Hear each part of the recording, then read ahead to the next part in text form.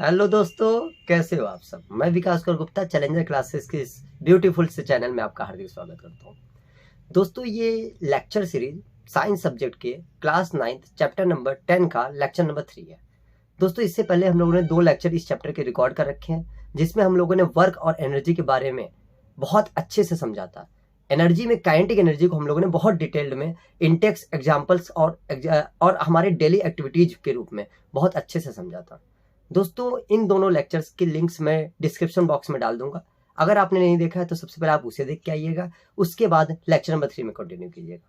दोस्तों, आज के लेक्चर में हम बेसिकली फोकस करेंगे पोटेंशियल एनर्जी क्या होता है, उसके साथ साथ मैकेनिकल एनर्जी की कंजर्वेशन की डेरिवेशन, और उसके साथ साथ एनर्जी पे रिलेटेड जो इंटेक्स और एग्जाम्पल्स के क्वेश्चन हैं हमारे एनसीईआरटी बुक में, उसको भी हम लोग बहुत अच्छे से समझने वाले हैं। तो दोस्तों, चलिए बिना टाइम वेस्ट के स्टार्ट करते हैं।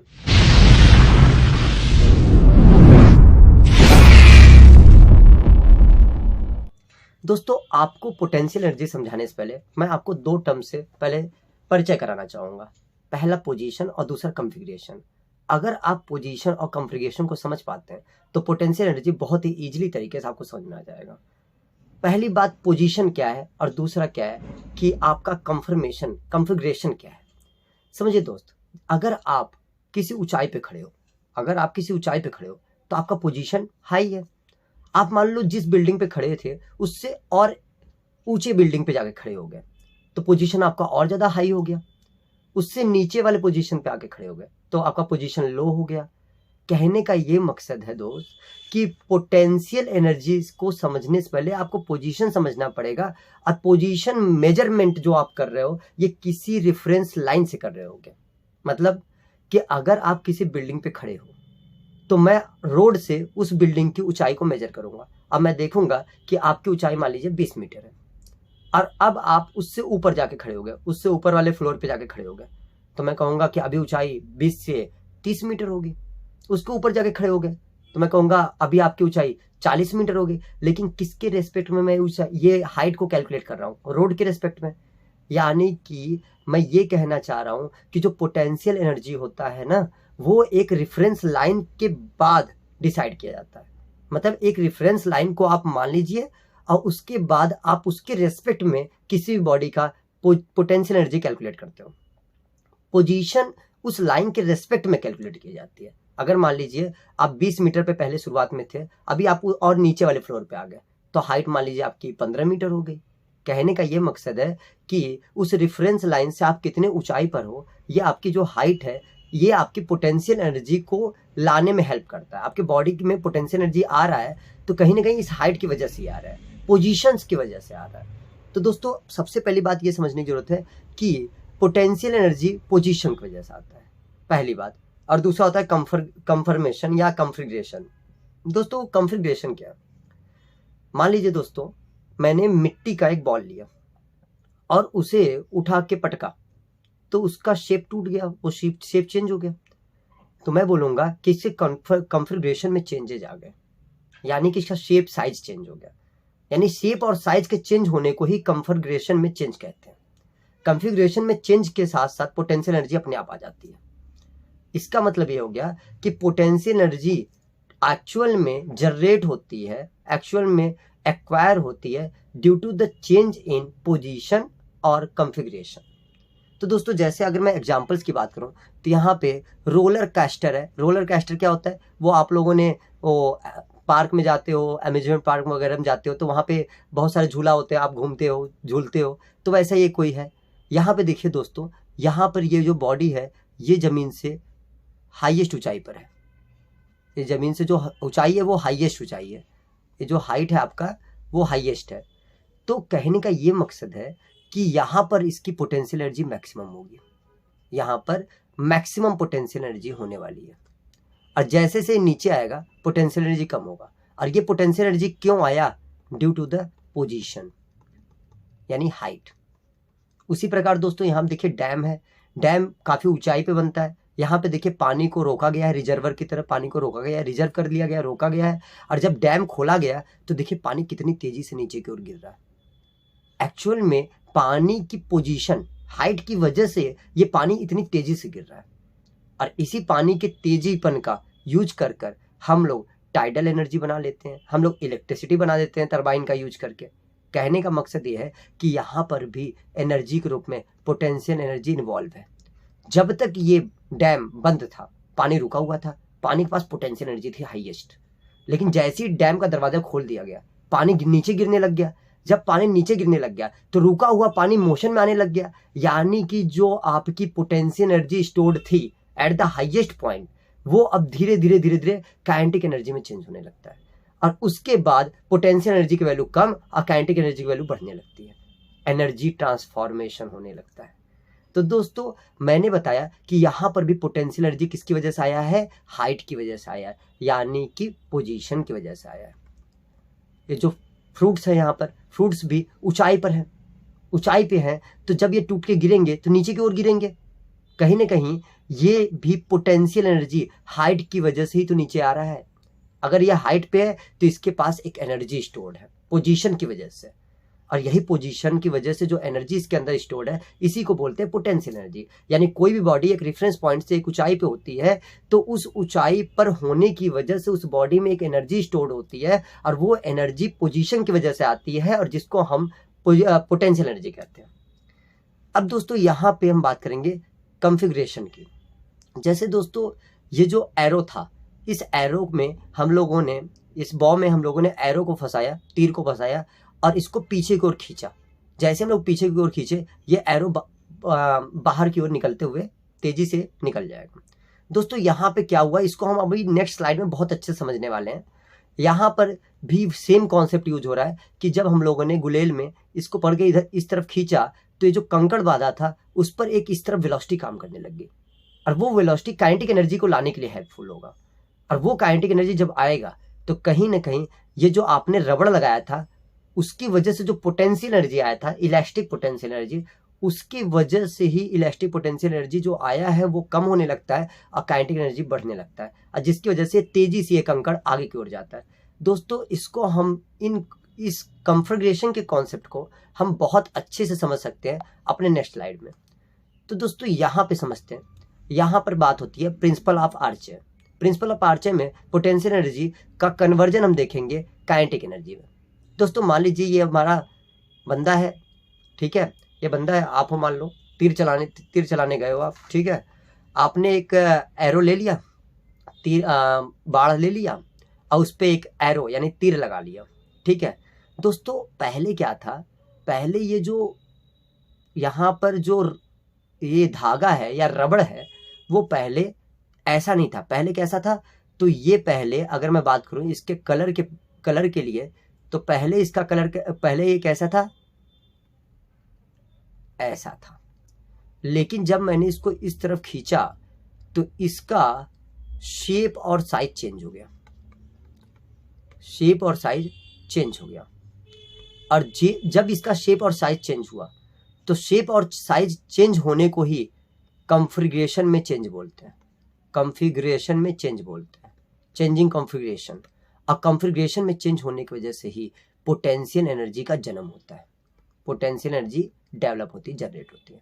तो कहीं ना कहीं इस धागे को हमने जब पीछे खींचा एरो लगाकर, तो इस धागे के कॉन्फ़िगरेशन में चेंज होने की वजह से इस धागे में एक पोटेंशियल एनर्जी डेवलप होगी, और वही पोटेंशियल एनर्जी जैसे ही हम अपना हाथ इस धागे से हटाएंगे वही धागा अपने पुराने स्टेट में आने की प्रयास करेगा, और जिसकी वजह से वो एरो को आगे से तेजी से आगे की ओर धक्का मारेगा, और जो आपका पोटेंशियल एनर्जी था वो धीरे धीरे काइनेटिक एनर्जी में बदलने लगेगा, और ये एरो बहुत तेजी से आगे की ओर बढ़ जाएगा।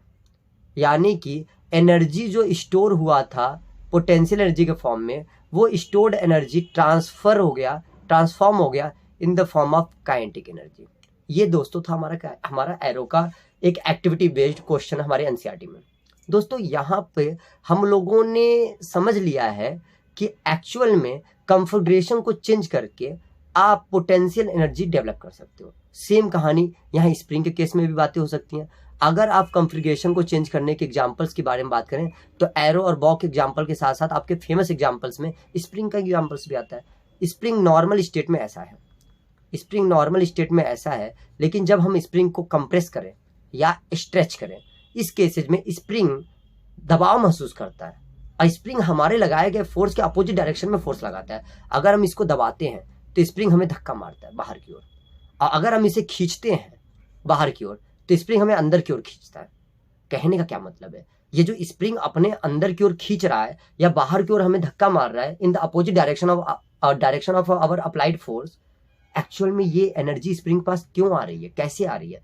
पोटेंशियल एनर्जी की वजह से आ रही है। क्यों? क्योंकि पोटेंशियल एनर्जी डेवलप होता है due to the change in configuration, और कॉन्फ़िगरेशन क्या होता है? चेंज इन शेप और साइज। ठीक है, change of shape and size. आपने शेप और साइज में चेंज कर दिया और जिसकी वजह से इसके अंदर पोटेंशियल एनर्जी जनरेट हो गया, और वही पोटेंशियल एनर्जी हमें हमारे लगाए गए फोर्स के अपोजिट डायरेक्शन में फोर्स लगाता है, वर्क करता है। कहीं ना कहीं देखिए एनर्जी की वजह से स्प्रिंग वर्क कर रहा है। मैंने वर्क वाले लेक्चर में बहुत अच्छे से समझाया था कि किसी भी काम को करने के लिए हमें एनर्जी की जरूरत होती है, और जब हमारे पास एनर्जी होती है तभी हम कोई काम कर पाते हैं। एक्चुअल में दोस्तों यहाँ पर हमने बहुत अच्छे से समझ रहे हैं कि आखिर पोटेंशियल एनर्जी क्या है।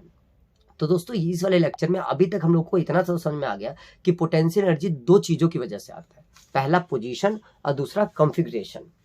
तो दोस्तों अगर मैं इस पोटेंशियल एनर्जी को डिफाइन करूं, लिखूं इसको, तो मैं क्या लिखूंगा? It is the energy, it is the energy possessed by a body, possessed by a body due to the virtue of its position and configuration। यानी कि किसी भी बॉडी के पोजीशन और कॉन्फ़िगरेशन में चेंज होने की वजह से उस बॉडी के पास एक एनर्जी पोजेस्ड होती है, और उस एनर्जी को हम पोटेंशियल एनर्जी बोलते हैं। जैसे दोस्तों यहाँ पर अगर हम बात करें, ब्लॉक ए है और उसको उठा के मैंने एच हाइट ऊपर ब्लॉक मतलब बी पॉइंट पे पहुंचा दिया। ए पॉइंट से बी पॉइंट तक इस ब्लॉक को पहुंचाया गया by the followed by path 1, और यही ब्लॉक को मैंने पाथ 2 के अकॉर्डिंग घुमा फिरा कर इस बॉल को मैंने बी पॉइंट तक पहुंचाया। दोस्तों दोनों केस में अगर मैं बात करूं तो हमारा रेफरेंस पॉइंट क्या है, हमारा रेफरेंस लाइन क्या है दोस्तों? तो हमारा रेफरेंस लाइन ये रहा, ये रहा। हम इसके रेस्पेक्ट में पोटेंशियल एनर्जी कैलकुलेट कर रहे हैं। दोस्तों यहां पर हमें वर्क डन करना पड़ रहा होगा। जब हम ब्लॉक को पॉइंट ए से पॉइंट बी तक की तरफ लेके जाएंगे तो हमें वर्क डन करना पड़ेगा। किसके अगेंस्ट में वर्क डन करना पड़ेगा? आखिर वर्क डन तो हमेशा किसी न किसी के अगेंस्ट में होगा। यहाँ पे ग्रेविटी के अगेंस्ट में वर्क डन करना पड़ेगा, क्योंकि जब ब्लॉक नीचे रखा हुआ था तो ग्रेविटी उसे खींच रही थी नीचे की ओर, और जब हमने उसे उठा के ऊपर किया तो ग्रेविटी के डायरेक्ट लगाए गए फोर्स के डायरेक्शन के अपोजिट डायरेक्शन में हमने फोर्स लगाया और उसे ऊपर की ओर लेके जा रहे हैं। तो दोस्तों हमने वर्क डन किया अगेंस्ट द ग्रेविटी। दोस्तों इस केस में जब हम लोगों ने against the gravity point A से पॉइंट बी तक पाथ 1 के द्वारा ऑब्जेक्ट को ऊपर की ओर लेके जा रहे हैं, तो हम एक वर्क डन कर रहे हैं। ये जो वर्क डन है ये ग्रेविटी के अगेंस्ट में होने की वजह से इस बॉडी में एक पोटेंशियल एनर्जी आएगा, जिसको हम ग्रेविटेशनल पोटेंशियल एनर्जी भी बोल सकते हैं। जनरली हम पोटेंशियल एनर्जी की जब बातें करते हैं in the context of earth, जहां ग्रेविटी एक फोर्स की तरह काम करती है, हम उस पोटेंशियल एनर्जी को ग्रेविटेशनल पोटेंशियल एनर्जी भी कहते हैं। दोस्तों ऐसे केस में जब हम ए को उठा के ऊपर की ओर लेके जाएंगे तो आपको पता है कि हमें फोर्स लगाना पड़ेगा ऊपर के डायरेक्शन में, और ये जो फोर्स होगा ये mg यानी ग्रेविटी जिस फोर्स से हमें इस बॉडी को नीचे की ओर खींच रही है उतना ही फोर्स लगा के मुझे इस बॉडी को ऊपर की ओर ले जाना होगा। तो यानी फोर्स हमें लगाना पड़ेगा mg, और उसके साथ साथ डिस्प्लेसमेंट भी इसका ऊपर की ओर होगा। यानी कि दोस्तों आपका ये बात तो क्लियर हो गया कि फोर्स और डिस्प्लेसमेंट का जो डायरेक्शन है वो सेम डायरेक्शन है। यानी वर्क डन यहाँ पर अगेंस्ट द ग्रेविटी, हमारे द्वारा जो किया गया वर्क डन है अगेंस्ट द ग्रेविटी, वो पॉजिटिव आने वाला है। तो दोस्तों मैं यहाँ पे ये लिख सकता हूं कि जो वर्क डन है, वर्क डन अगेंस्ट ग्रेविटी, ये एक्चुअल में क्या होने वाला है दोस्तों? तो मैं कहूंगा फोर्स इनटू में डिस्प्लेसमेंट, फोर्स इनटू में डिस्प्लेसमेंट। फोर्स क्या हो जाएगा दोस्तों? mg और डिस्प्लेसमेंट कितना डिस्प्लेस कर रहे हैं हम पॉइंट ए से पॉइंट बी तक जाने के लिए, h हाइट डिस्प्लेसमेंट कर रहे हैं। यानी कि दोस्तों यहाँ पर ये जो work done against the gravity है वो mgh आ गया, और यही work done against the gravity ही तो पोटेंशियल एनर्जी के फॉर्म में उस बॉडी में स्टोर हो जाएगा। यानी कि इस बॉडी पर लगने वाला जो वर्क डन है हमारे द्वारा, वही हमारी ग्रेविटी के अगेंस्ट में किया गया वर्क डन है, वही इस बॉडी में पोटेंशियल एनर्जी के फॉर्म में स्टोर हो जाएगा। यानी कि इस बॉडी का जो पोटेंशियल एनर्जी है वो कितना होगा, mgh के बराबर होगा। कहीं ना कहीं दोस्तों यहाँ पे साफ साफ देखने से पता चल रहा है कि जो हमारा पोटेंशियल एनर्जी है वो एक्चुअल में 3 चीज़ों पे डिपेंड करता है। पहला, मास ऑफ द बॉडी, जिस बॉडी को आप डिस्प्लेस कर रहे हो पॉइंट ए से पॉइंट बी तक। दूसरा g, और तीसरा आपका हाइट, यानी किस हाइट तक कर रहे हो। लेकिन दोस्तों यहाँ पे एक बात नोट करने वाली है, एक बात नोट क्या करने वाली है कि यहाँ पर रास्ता 1 हो चाहे रास्ता 2 हो, पाथ 1 या पाथ 2, आप किसी भी पाथ से ऑब्जेक्ट को पॉइंट ए से पॉइंट बी तक लेके जाते हो तो आपकी हाइट तो दोनों केस में सेम ही है ना, h हाइट। अगर दोनों केस में हाइट सेम है तो मैग्नेटिक तो ये आपका पोटेंशियल एनर्जी सेम आएगा। इसका मतलब कि पोटेंशियल एनर्जी पाथ पे डिपेंड नहीं करता, does not depends on the path. Potential energy path पे डिपेंड नहीं करता, पोटेंशियल एनर्जी केवल और केवल आपकी हाइट पे डिपेंड करता है कि आप कितनी ऊंचाई तक ले जाते हो। अगर आप h की ऊंचाई, h की वैल्यू बढ़ाते जाओगे, हाइट को बढ़ाते जाओगे, तो ऐसे केस में आपकी पोटेंशियल एनर्जी जो कि उस बॉडी में स्टोर हो रहा है due to the height position, वो बढ़ती जाएगी। तो दोस्तों यहाँ पर हम लोगों ने पोटेंशियल एनर्जी को बहुत अच्छे से समझा। अब हम बातें करने वाले हैं मैकेनिकल एनर्जी की। What do you mean by mechanical energy? Mechanical energy is nothing but the sum of the kinetic energy and potential energy. यानी दोस्तों आप किसी भी बॉडी के काइनेटिक एनर्जी और पोटेंशियल एनर्जी को जोड़ दोगे, पोटेंशियल एनर्जी को ऐड कर दोगे, तो आपका जो वैल्यू आएगा वो एक्चुअल में क्या कहलाएगा, मैकेनिकल एनर्जी कहलाएगा। तो दोस्तों यहाँ पर मैकेनिकल एनर्जी जो होता है वो कंजर्व रहता है, जो कि हम लोग नेक्स्ट स्लाइड में पढ़ने वाले हैं। तो दोस्तों सबसे पहले हम बात करते हैं कि एनर्जी कंजर्व क्या होता है, एनर्जी कंजर्वेशन क्या होता है। तो दोस्तों मैं ये कहता हूँ कि जो एनर्जी है ना वो कभी भी क्रिएट नहीं किया जा सकता, ना डिस्ट्रॉय किया जा सकता है। तो आप कहोगे सर बॉडी तो रुकी हुई थी और बॉडी मोशन में आ गई, इसका तो क्या आपने काइनेटिक एनर्जी को जनरेट ही तो किया है, आपने उत्पन्न ही तो किया है, तो हमने क्रिएट ही तो किया है। तो हमने कहा नहीं, क्रिएट नहीं किया, हमने एनर्जी ट्रांसफॉर्म किया। जब बॉडी ऊंचाई पर थी तब उसके पास हाइट था, और हाइट यानी पोजीशन थी, और पोजीशन की वजह से उसके अंदर पोटेंशियल एनर्जी था जो कि मैक्सिमम हाइट पर मैक्सिमम था। लेकिन जैसे जैसे वो हाइट कम होती गई, यानी कि बॉडी नीचे आती गई, पोटेंशियल एनर्जी की वैल्यू कम होती गई, और जितना पोटेंशियल एनर्जी कम हुआ है काइनेटिक एनर्जी उतना ही डेवलप होने लगा, और काइनेटिक एनर्जी की वजह से उस बॉडी में मोशन आती जा रही है। और काइनेटिक एनर्जी और पोटेंशियल एनर्जी इन दोनों का सम जो होगा वो मैकेनिकल एनर्जी के बराबर होगा, जो कि रास्ते के हर जर्नी में कांस्टेंट होगा। यानी हर एक पॉइंट पर अगर बॉडी ऊपर से नीचे की ओर गिर रही है तो हर एक पॉइंट पर पोटेंशियल एनर्जी और काइनेटिक एनर्जी का जो सम यानी मैकेनिकल एनर्जी होगा हर एक पॉइंट पे कंजर्व रहेगा, यानी बराबर रहेगा। इसका मतलब हम ये कह सकते हैं कि energy neither be created, energy neither be created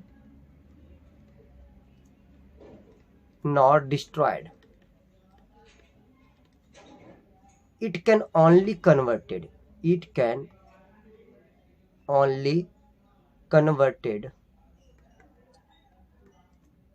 from one form to another। ये केवल और केवल एक फॉर्म से दूसरे फॉर्म में बदला जा सकता है। इसी को बोलते हैं law of conservation of energy. यानी कि एनर्जी डिस्ट्रॉय नहीं होती, एनर्जी जनरेट नहीं हो सकती, ना डिस्ट्रॉय हो जा सकती है, केवल एक फॉर्म से दूसरे फॉर्म में बदला जा सकता है। जैसे हमारी बॉडी में केमिकल्स रिएक्शन के थ्रू एनर्जी प्रोड्यूस हो रही है, लेकिन उस एनर्जी का यूज मैं साउंड एनर्जी के रूप में कर रहा हूँ, इलेक्ट्रिसिटी का यूज मैं लाइट एनर्जी के रूप में कर रहा हूँ। एनर्जी को डिस्ट्रॉय नहीं कर रहा हूँ, एनर्जी को एक फॉर्म से दूसरे फॉर्म में बदल रहा हूँ। इसी को बोलते हैं कंजर्वेशन ऑफ एनर्जी। तो दोस्तों कंजर्वेशन ऑफ एनर्जी समझने के बाद बात आती है कि conservation of mechanical energy. Mechanical energy का कंजर्वेशन क्या कहता है। तो दोस्तों मैकेनिकल एनर्जी की कंजर्वेशन समझना है तो हमें यही समझना पड़ेगा कि हम एज्यूम कर लेते हैं कि एक बॉल है जो कि फ्री फॉल कर रहा है, यानी एक हाइट से नीचे की ओर गिर रहा है, और फ्री फॉल करते हुए इस बॉल का हम पॉइंट ए, पॉइंट बी और पॉइंट सी पर मैकेनिकल एनर्जी निकालते हैं और देखते हैं कि इनकी वैल्यू सेम है या अलग अलग है। तो दोस्तों अगर मैं पॉइंट ए की बात करूं, पॉइंट ए की, अगर मैं पॉइंट ए पे बात करूं तो काइनेटिक एनर्जी इस पॉइंट पर 0 होगी। क्यों? क्योंकि बॉडी रेस्ट पे है। अगर बॉडी रेस्ट पर है तो ऐसे केस में बॉडी की वेलोसिटी कितनी है? 0। अगर वेलोसिटी 0 है तो काइनेटिक एनर्जी हाफ mv² होता है फॉर्मूला, उसके हिसाब से काइनेटिक एनर्जी भी 0 होगा। आपको समझ में आ रही होगी ये बात। काइनेटिक एनर्जी बराबर क्या होता है? Half mv²। तो यहाँ पे जब वेलोसिटी की वैल्यू आप 0 पुट करोगे तो आपकी काइनेटिक एनर्जी 0 आ जाएगी। इसी पॉइंट ए पर अगर मैं पोटेंशियल एनर्जी की बात करूं, पोटेंशियल एनर्जी कैलकुलेट करूं, तो पोटेंशियल एनर्जी बराबर क्या होता है फॉर्मूला? mgh। h का मतलब हाइट। यहां पर हाइट टोटल कितनी है? तो मैंने कहा टोटल हाइट कितनी है? कैपिटल H है, तो यानी mg कैपिटल H। तो दोस्तों काइनेटिक एनर्जी 0 है और potential energy mg capital H है। तो अगर मैं बात करूं पॉइंट ए पर मैकेनिकल एनर्जी, तो मैकेनिकल एनर्जी क्या होगा? Kinetic energy plus potential energy. Kinetic energy कितनी है हमारी? 0, और पोटेंशियल एनर्जी कितनी है? mg capital H। तो आपकी मैकेनिकल एनर्जी की टोटल वैल्यू आ जाएगी mg कैपिटल H। दोस्तों ये तो रही mechanical energy on point A. अगर दोस्तों मैं पॉइंट बी की बात करूं, पॉइंट बी की बात करूं, mechanical energy at point B की बात करूं, तो ऐसे दोस्तों ऐसे केस में सबसे पहले आप ये समझिए कि मैंने मान लिया कि ये हाइट x है, तो ये कितना हो जाएगा? h minus x. तो दोस्तों अब ऐसे केस में अगर मैं हाइट बी पॉइंट पे निकालना है मुझे पॉइंट मैकेनिकल एनर्जी यानी काइनेटिक एनर्जी और पोटेंशियल एनर्जी का सम, तो सबसे पहले मुझे ये समझना पड़ेगा कि जब ये x हाइट नीचे आएगा यानी यहाँ पर आएगा बॉडी, तो उस पॉइंट पर उस बॉडी की वेलोसिटी क्या होगी, उसको हम न्यूटन्स के थर्ड इक्वेशन ऑफ मोशन से सॉल्व करेंगे। तो दोस्तों सबसे पहले हम ऑन पॉइंट बी की बात करते हैं। ऑन पॉइंट बी पे अगर हम बात करें, ऑन पॉइंट बी पे अगर मैं बात करूँ, ऑन पॉइंट बी, तो बी पॉइंट की अगर मैं बात करूंगा तो उस बी पॉइंट पर काइनेटिक एनर्जी समझने से पहले हमें न्यूटन्स के थर्ड लॉ को समझना पड़ेगा। v² माइनस u² बराबर 2as होता है न्यूटन्स का थर्ड लॉ ऑफ इक्वेशन। अब उसी हिसाब से अगर मैं v टाइम बाद यानी वेलोसिटी एट पॉइंट बी निकालने की बात प्रयास कर रहा हूँ, u इसका पहले फ्री फॉल था तो पहले इसका u 0 था, तो 0 इसका बराबर 2a, और ये x हाइट नीचे आया था यानी इसने डिस्प्लेसमेंट x शो किया था। तो ऐसे केस में जो vb² होगा वो कितना हो जाएगा? 2ax हो जाएगा। तो दोस्तों इस हिसाब से अगर मैं इस बॉडी का काइनेटिक एनर्जी निकालूं, इस बॉडी का पॉइंट बी पर काइनेटिक एनर्जी, तो काइनेटिक एनर्जी का फॉर्मूला होता है हाफ mv² यानी हाफ mvb का स्क्वायर। और जब आप हाफ mvb² में काइनेटिक एनर्जी की वैल्यू को पुट करोगे तो क्या आ जाएगा? हाफ बॉडी का मास m और vb² की वैल्यू कितनी है? 2ax। दोस्तों यहाँ पे आप साफ साफ देखोगे तो वैल्यूज आपस में कैंसिल आउट हो रही हैं, 2 से 2 कट जाएगा, आपका आ जाएगा काइनेटिक एनर्जी max। अब दोस्तों अगर मैं इसी पॉइंट पर, पॉइंट बी पर पोटेंशियल एनर्जी कैलकुलेट करूं, पोटेंशियल एनर्जी कैलकुलेट करूं, तो पोटेंशियल एनर्जी क्या होता है? mgh। mgh क्या होता है दोस्तों? हाइट फ्रॉम द ग्राउंड, जो कि आपने अगर पिछले लेक्चर में ध्यान से देखा हो, पिछले स्लाइड में, तो हाइट फ्रॉम द ग्राउंड कितना है? हाइट फ्रॉम द ग्राउंड है h माइनस एक्स। तो दोस्तों यहाँ पर h माइनस एक्स रखा जाएगा हाइट की जगह पे। जब आप h माइनस एक्स रखोगे तो पोटेंशियल एनर्जी आ जाएगा mgh माइनस एक्स। तो ऐसे केस में दोस्तों अगर मुझे टोटल मैकेनिकल एनर्जी निकालना हो, मैकेनिकल एनर्जी, तो मैं कहूँगा kinetic energy plus potential energy. Kinetic energy कितनी आई है हमारी? max। अब मैकेनिकल पोटेंशियल एनर्जी कितनी आई है? तो हम बात करेंगे mgh माइनस एक्स। दोस्तों जब आप ब्रैकेट सॉल्व करोगे तो आपका यहाँ पर ये सॉल्व करने के बाद आएगा mgh, क्योंकि ये वाला पॉइंट और ये जब इन दोनों से मल्टीप्लाई होगा तो mg का जब x में मल्टीप्लाई होगा तो mgx बनेगा, जो कि प्लस माइनस आपस में कैंसिल आउट हो जाएंगे और mgh बचा रह जाएगा। दोस्तों यहाँ पे भी हमने देखा पॉइंट बी पर टोटल मैकेनिकल एनर्जी यानी कि काइनेटिक एनर्जी और पोटेंशियल एनर्जी का सम वही आया जो पॉइंट ए पे था। दोस्तों अब इसी प्रकार हम पॉइंट सी पे समझते हैं। जब हम पॉइंट सी पे समझेंगे, ऑन पॉइंट सी, तो दोस्तों पॉइंट सी पर अगर हम काइनेटिक एनर्जी निकालें, उससे पहले हमें निकालना पड़ेगा कि पॉइंट सी पर इसकी वेलोसिटी कितनी रही होगी। तो दोस्तों फॉर्मूला तो हमें पता ही है, v square minus u square बराबर 2a होता है फॉर्मूला। उस हिसाब से अगर मैं v c square minus zero का स्क्वायर, क्योंकि फ्री फॉल में वेलोसिटी जो इनिशियल में थी वो तो जीरो थी, इंटू बराबर इक्वल टू 2 इंटू में जी इंटू में दोस्तों एस क्या रखा जाएगा, एस क्या होता है, एस होता है कितना हाइट इसने चला है। तो हाइट इसने कितना डेवलप चला, कैपिटल एच, ऊपर से नीचे तक आया ना, तो कैपिटल एच हाइट इसने टोटल डिस्कवर मतलब कवर किया है। तो वी स्क्वायर की वैल्यू कितनी आ जाएगी, 2g कैपिटल एच। दोस्तों इस हिसाब से अगर मैं काइनेटिक एनर्जी निकालूं, तो काइनेटिक एनर्जी का फॉर्मूला होगा half m v c square. तो ऐसे किसमें half m v c square यानी 2g कैपिटल एच। दोस्तों यहाँ पे g से g 2 से 2 कट जाएगा और यहाँ पे काइनेटिक एनर्जी आएगी mg कैपिटल एच। दोस्तों अगर इसी प्रकार अगर हम potential energy on point C निकालें, तो पोटेंशियल एनर्जी क्या होता है, पोटेंशियल होता है mg इंटू में हाइट फ्रॉम द ग्राउंड। दोस्तों सी पॉइंट तो एकदम ग्राउंड पे ही है, यानी हाइट फ्रॉम द ग्राउंड। आप देखिए ध्यान से, सी पॉइंट कहाँ पे है, सी पॉइंट तो बिल्कुल ग्राउंड पे ही है, सी पॉइंट तो बिल्कुल ग्राउंड पे है, हमारे रेफरेंस पॉइंट के पास है, तो हाइट तो इसकी जीरो हो गई। तो इस हिसाब से दोस्तों अगर मैं हाइट की बात करूं, तो हाइट तो रखी जाएगी जीरो, इस हिसाब से पॉइंट सी पे पोटेंशियल एनर्जी जीरो आएगा। और ऐसे केस में हम अगर मैकेनिकल एनर्जी निकालेंगे, तो मैकेनिकल एनर्जी क्या होता है, kinetic energy plus potential energy. तो काइनेटिक एनर्जी हमारी हो गई mg कैपिटल एच और ये हो गया जीरो, टोटल आ गई mgh। दोस्तों आप ध्यान से देखो तो पॉइंट ए, पॉइंट बी और पॉइंट सी तीनों पे मैकेनिकल एनर्जी सेम आई, mgh कैपिटल एच में आई है। तो दोस्तों इस हिसाब से हम कह सकते हैं, एक स्टेटमेंट लिख सकते हैं कि during the free fall total sum of kinetic energy and potential energy यानी कि दैट मीन्स मैकेनिकल एनर्जी